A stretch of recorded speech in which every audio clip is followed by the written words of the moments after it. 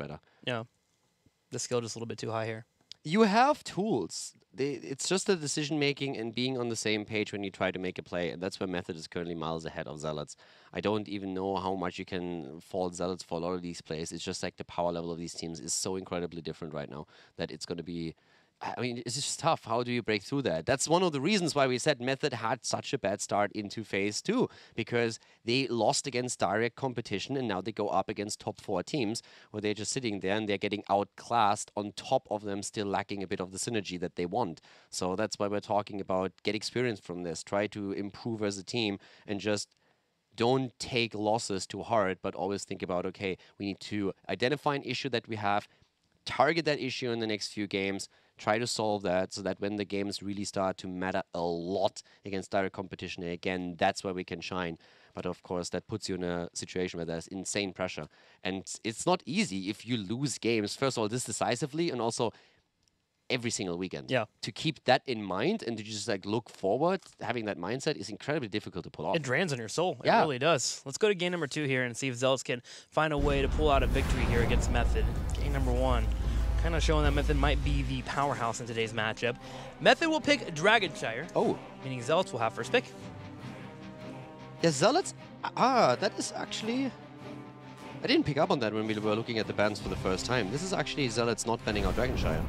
And Dragonshire has been a map that is banned out by Quacknix, wherever he is. Yeah. He's the one that drafts and shot calls for Fnatic. They ban out the map in the past. Only when Bad Benny took over shot caller responsibilities for a while did they play Dragonshire. And then when Quacknix made his way over to Zealots, they always banned out Dragonshire too. Now they switched that over to Braxis. And Method takes the map immediately. They have map pick, bam, Dragonshire. Bring him to the map that he doesn't like. Bring him to the map that he doesn't enjoy playing, and make it easy for yourself. So that begs the question, has Quack and crew came up with a strategy on this battleground, or is it something that kind of lapsed in their mind there and forgetting to ban it out when they pick Braxis instead? We'll see as we head to D-Shire. All right, so this was first pick. And first ban, Dragonshire coming in. Pass it out.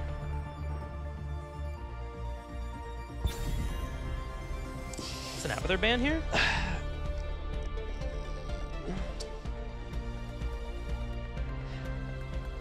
I'm torn. I would say from a meta perspective, you can, but I don't think against Zealots you have to. Abathur is, for me personally, a hero where team synergy is absolutely crucial in order to make him work properly. That doesn't only target the way that you use Symbiote, but it's also when do I use copy, how do we engage into these fights. And currently I'm not quite sure if that exists on Zealot's side to an extent where I say, okay, that is going to become a problem for us, because that's exactly where Zealots struggle the most. So I don't think I would ban out Abathur. Method still might, but I wouldn't be scared of it. The first time that we saw Zealots come out here in HGC, they did play the Abathur composition with a gray main type of strategy. And as mentioned by Caldor, it didn't really pan out too well for them, just getting caught a little bit too much. But Method decides not to ban it. We'll go ahead and move into a Genji, and now the question, is Zealots going to move into Abathur, or will they let it slide? Because you know Method, they are willing to run it if it does go through. I have no idea what to expect from Zealots here. There's, again, several ways how you can approach the battleground. A URL first pick I would not mind that at all. It's a strong pick for the map, and you know, if Zealots don't pick it now, Hero is definitely going to put his foot down and say, I want URL here. But from Quacknix's mind, Quacknix is a player that really likes to go into macro games, so a global offlaner would be strong for them. And we talked about also the dominance that they had with Blaze and with Diablo, so there's option on the side lane that might just make him say, hey, we don't need URL. We have other options that are still worth it for us, so let's go into one of those. But if you grab someone like Dahaka here, and then suddenly Method goes into, for instance, the URL and Abathur, that top lane suddenly becomes so difficult for Zarmany to really handle in that global play. You put him in a really awkward spot, especially on Dragonshire. A lot of things to consider here. What does Zealots move into? They pick Phoenix as their top. Or not the top, but their first pick. Would mesh well with Diablo. Yeah. Method, I would expect URL to be taken. Yeah. Method traditionally doesn't... With other teams, I would have said, okay, you can also go into an earlier Deckard Kane here. Method does it occasionally, where they have picked Deckard in the first rotation. But they have also insane high Predator Muradin. Ah, there it is, okay, I like it. Deckard Kane. I actually thought they would pass up on Deckard. Urel was more or less guaranteed, but I could have seen them go into Urel Muradin. Just give Bad Benny his Muradin again. But having the early priority on Deckard Cain, I really like that. That's something that they've pulled off once or twice. I'm not really that adamant about it. More often than not, we are seeing them going into a tanking. So what here for Zealots? Diablo Blaze. The potential pickups, you get the slows on both of them. You get your top lane, you get the combination that we saw them start to maybe get towards a reverse sweep with Team Liquid on. I would say get Blaze, for sure. Blaze would be a good one. If you then want to go into Diablo, then you definitely can. I wouldn't mind that rotation at all. Get Diablo Blaze, you have Phoenix already, you can still get a good support for yourself. It doesn't have to be Malfurion. You have other options. You can go into Rhaegar, you have Kharazim available, so there's definitely things to consider. And you will always find another damage dealer that you can play there too. So having that founder, it worked well for them. Why not try it again and see, okay, how strong are we with that? Can we even contest a game of Method here? They do Muradin and Malfurion though. I mean, I'm happy to be proven wrong when it comes to Robert Ober's Muradin, but so far I was not really impressed. Yeah, and it's not like he can't play the hero, he's not hitting Stormbolts and such. It's that there's disconnect between the team of when he wants to go in and when they should go in, right? And that's where we have that issue of him suddenly kind of being out on an island by himself, getting picked off. Yeah, and I really liked Blaze as a fallback option in team fights when you can bunker that through. And that, for me, was a really powerful pick that they showcased against Team Liquid. Method even banned it out on the last one. But again, it is a map where you have a lot of control points that you really need to secure, so globals become an issue, and that's why the Haka is being targeted here over Blaze. Urel is already chosen. Allows Blaze for the Zealots. What do the Zealots ban out? They pick Muradin away, so they don't have to ban... I don't feel they have to ban the tank here.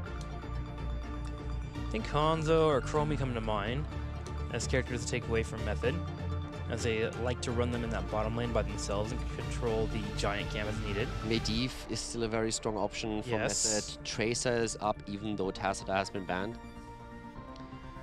They can still run that. Especially with the potion shields coming in. And if you get Medivh, that Tracer is still just as strong. A lot of options. I think a ban on Medivh would be safe. Ben Diablo. Okay, here we go. Method. What do we have in terms of tanks? Garrosh still available. Don't really feel Nubarak. Johanna also up there. There's Phoenix too. I mean, Johanna makes sense on this battleground. And also, them needing a little bit more wave clear could work out for them. Just depends on what they pick up for their damage here. Yeah. Because if they get someone like Tracer, then Johanna just goes up a little bit by priority. You want to have that wave clear. But if you pick a Jaina instead, then you're fine running a tank like Garrosh that doesn't need that wave clear. I wouldn't really expect Jaina. I mean, I know you mentioned it for wave clear mostly, but Jaina with Muradin, I could have seen Jaina trying to get that Jaina Muradin rotation on the map and get these kills on lane. We've seen that actually in Phase 2 several times now, as Jaina had a big showing on the mid-season brawl, and ever since then has seen a bit more play. But okay, Method right now, double pick, probably gonna see the tank and maybe a flex pick or towards the end then. Johanna Tracer. There it is. And that puts you into a spot where you can take Medivh on the last spot. Could go into Abathar on the last spot. Based on what your opponent's moving to. Yeah, so then you have an additional layer for Tracer that helps you to keep her alive next to Deckard Cain. Shield talent for the potions on level 4 for him. Get an Abathar hat moving in with that. Trying to get the Medivh shield just to be sure that whenever CC comes out of Zealots, depending on what they are running now, you can just shield her away. Even provide a portal if she's out of mobility stacks. Thrall an option for Zealots here if you want to help with the slow for Phoenix. I mean, the cool thing about Thrall against Tracer is also you have Chain Lightning Poke, right? Yeah. You can always have that point and click where you can't miss it. It's not a skill shot. You just like click on Tracer and you whittle her hit point pool down slowly and steadily. But then Blaze is a bit better for survivability, and you can also dodge the pulse bomb again with the bunker if there's a situation in which you know, okay, this is going to confirm the kill if we don't do anything about it. So what, Thrall Greymane here? I want Blaze. There's Blaze. Junkrat! For Quack, he actually showed off a little bit of Junkrat when he was on Fnatic. He did it for 2 weeks in a row and it just fell off completely. But he really enjoyed the hero, to the point where they first picked him a few times. And Abathar, there we have it. I mean, this was basically two options for ADRD. Yeah. You go either Abathar or you go Medivh. Those are the two. I actually do like the draft here for Zealots. Great top lane, sustain through. You have wave clear with Junkrat and displacement, which can be good, especially against Urella if you can get her to overstep a little bit, pull her into your team. Murden's always on this map too. I like their draft. Tracer Abathar is going to be tough. Yeah, true. And Urel Abathar, solo lane is already lost. You know that when you're up against an Abathar. I just don't feel the Junkrat. Why don't you like Junkrat, man? I don't know. It's like hit point pool is so low. It's going to be tough to against Tracer alone. It's already an issue, and then you have the extra added damage that Abathar provides when you go in. I think he's stronger than what people give him credit for, but yes, the health pool is a little bit of an issue, especially with Tracer coming towards you. But if he plays it safe, plays it slow, gets the grenades in there, and that Riptire after level 10, gosh, that brings in a lot of control in a team fight. We're going to see if that pays off here for the Zealots as we get ready for our second game in the series. So far, Method is up 1-0, but Zealots, they are hoping to change that. And the Zealots start things off with Shat on Malfurion. Quacknix, as expected, is playing Junkrat. We have Chris, therefore, on the auto attacker. He's currently playing Phoenix in game number 2. Robadoba on Muradin and Zarmini on Blaze. On the right side, in the red, Nick on Tracer, Bad Biddy on Johanna, ADRD on Abathar, moving into that Carapace build, Ethereal on Urel, and Curson playing Deckard. Curson with the old boy again. Alright. Is Zealots going to make this happen? Muradin for Robadoba, but at least this time we are seeing him with Third Wind here. He has actually been speccing into Perfect Storm quite a bit recently, but I really like that he's going to try and make sure that he has a bit more of a recovery tool on his own, where he doesn't rely on the Thurian. Aggression at the start here against Ethereal. Good displacement. Lockdown there as well. Ethereal is actually going to survive through that. Oh, of course he does. He's Urel. But still, great attempt here. Really good move. Goats never die. Oh, Chris even missing out on that scroll with that teleport. Nice little usage of the invincibility.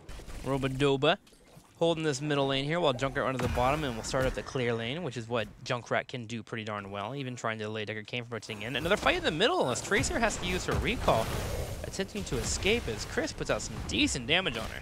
It's definitely an aggressive start from the Zealots into game number 2, and I really like this. The top lane is going to be a problem for them, since Urel is already strong enough as is individually, but then you have Abathar on the same lane, so whenever there is any kind of threat, Abathar can help out. Carapace build is being played again by ADRD here. Pretty standard, of course, for Abathar these days. Quack, a little trouble here in the middle, taking some pressure. Ooh, Ethereal trying to hop on top of him. Able to get out, thanks to Gust of Mind. And Zealots actually get a nice little head start on the Giants. They'll have those pushing in the bottom lane. And after clearing middle, Murden can scout out and see if Method is starting their Giants. They can decide if they want to go for an invade. Zealots already grabbing the top shrine, while Ethereal will do the goat thing of jumping between the lanes, soaking, and also trying to keep your opponent off of it. And also the Toxicness starting to be a bit of a nuisance there, right from the start. Just feels bad. This is one of those solo lane matches where you're sitting there as the solo lane and just like, oh my god, why me? Not only do I have to go up against Urel, but also there's toxic nests everywhere, and I have to deal with a symbiote whenever I actually start winning a trade. So that comes in as an added pressure. To be honest, Army should be happy that this Carapace build is so strong, because every time in the first season of HGC, if we had out there, ADRD loved the toxic nest build where he would drop mines consistently and blow you up. And speaking about blowing up, whoops, as Method takes a pick and blows up Junkrat mid-jump with the pulse bomb. You asked earlier what my problem with Junkrat is. Just saw that in action. Yeah. Pretty much that. Since I think this is what Method is going to be trying and aim for the entire time. And the only escape that Quacknix really has is his mobility through the concussive. And if that doesn't work out, then you're just screwed. And now they get an immediate Dragonite from that. Very methodical approach that we're seeing from Method. And it is. Early Dragon with an out of their comp. Not too shabby for Method.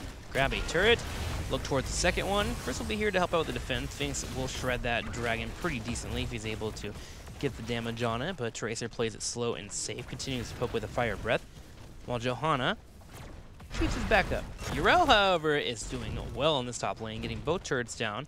about a quarter of their HP. With an Abathur Hat constantly coming in, he should be fine. Yeah, Dragon Knight is also moving over, and it's always that poke against the wave is always just so important. You don't need to fully commit to structures when you have that Dragon Knight. You can just simply wait out the time a bit and use every single time the Dragon Breath once it's off cooldown. It really helps you to poke down structures and also destroy minion waves.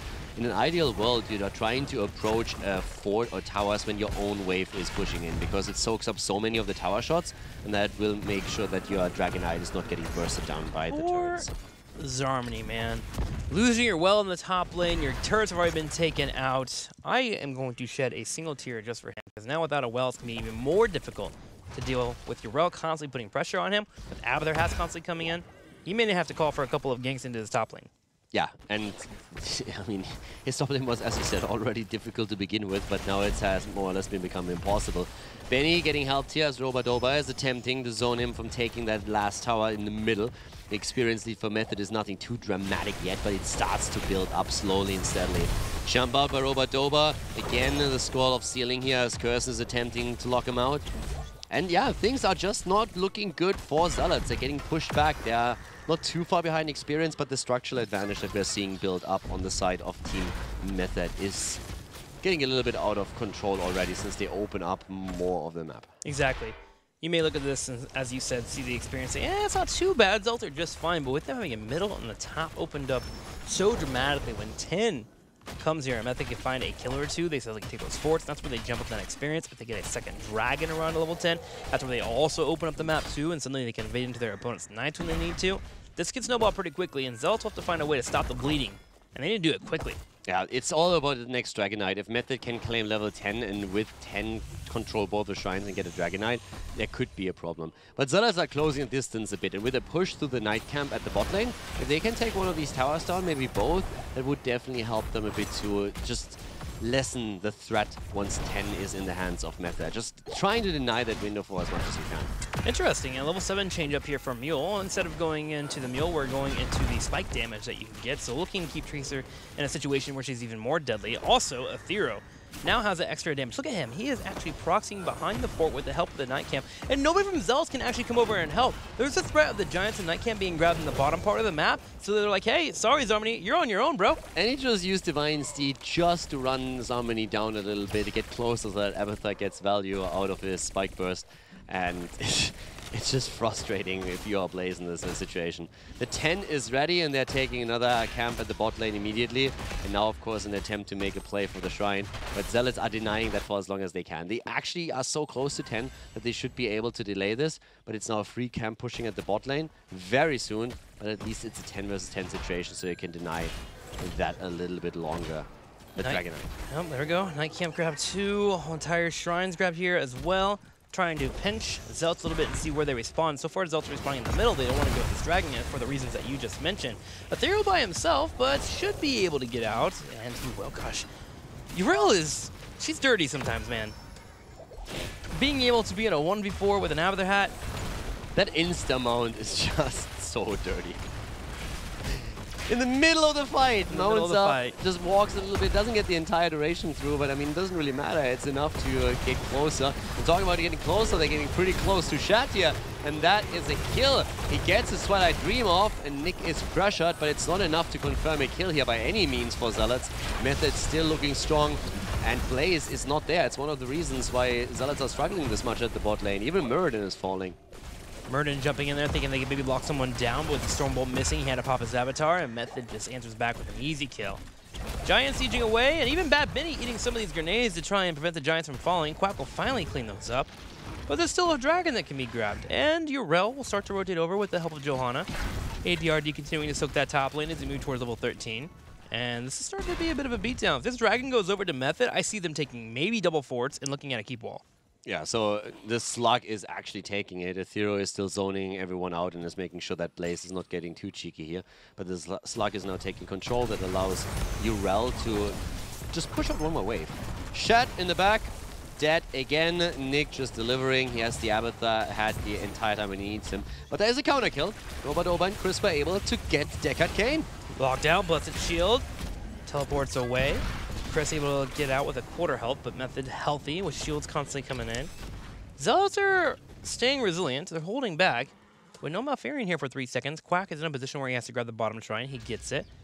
Method not rotating down quite yet. They want a Zarmony instead. That Benny already positioned to stop that jet propulsion. Ethereal coming in to body block him. Blaze able to sneak on by barely as Robodoba comes in to try and force a fight. Yeah, that was a pretty close call for Blaze to get out. This could have been a kill. 13 talents are now in the hands of Method, so it gives them another edge. And especially the survivability is even increased with so much transference here. So they are going in again. Nick the entire time just zipping around, looking for these kills, gets the help of Abathur, tries to look for opportunities.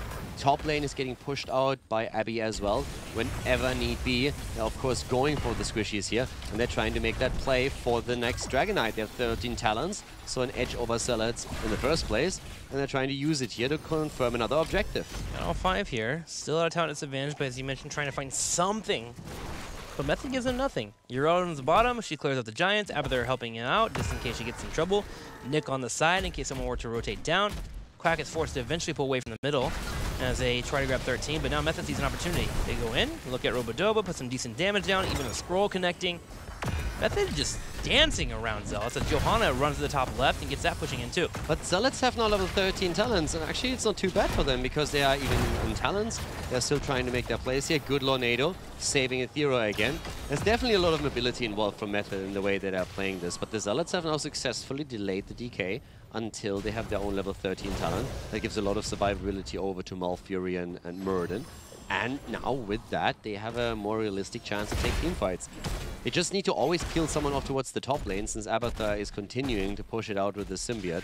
And so this experience has to be soaked. And that's what Blaze is doing. But Zarmony's rotations are sometimes just a bit too late to catch everything here. So they're losing a bit in the long run, already 1 level behind. Blessed Chill comes out, goes straight on to Chris. Chris is trying to mount up. He'll be able to teleport out, but Robodoba's left by himself. Decent damage on him. Able to escape thanks to the Dwarf Toss. And we're going to have a nice little root in the back right. So Blaze comes over, gets some lockdown on Nick. Decent damage. Here's the Riptire 2. Nick hits the salvo, but the heal's coming out from Curson. A little too much with an Abathur hat. And this is also where really the third wind of Robodoba's Muradin comes into play. Bunkers on the ground, trying to go for it. It's barely the save on the squishy. It was actually Quacknix who nearly fell here. Zarmony gets chased, and that could be the end.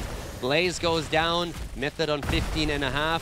Phoenix trying to recapture the bottom shrine to deny the Dragon Knight.